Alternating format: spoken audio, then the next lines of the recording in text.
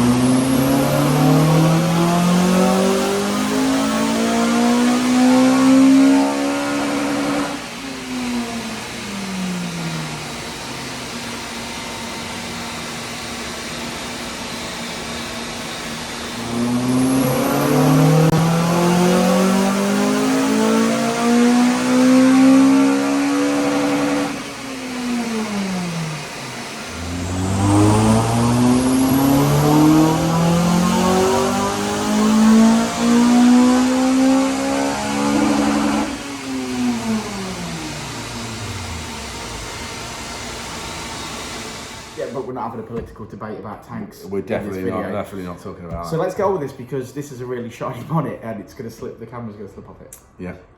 Red FN2. And we're behind. And we are behind today. Red FN2, and this went swimmingly well. Well, now he's done it, hasn't he? Why?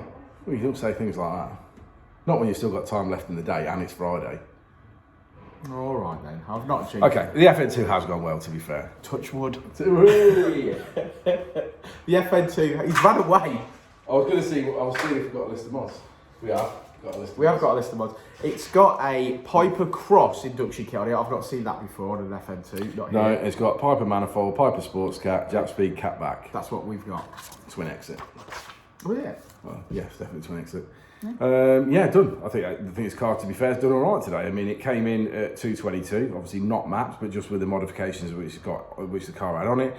Did 155 torque and 182 at the wheels. We've put Ecutek software on it, you know, four switchable maps, features no lift shift, auto blip downshift and launch control.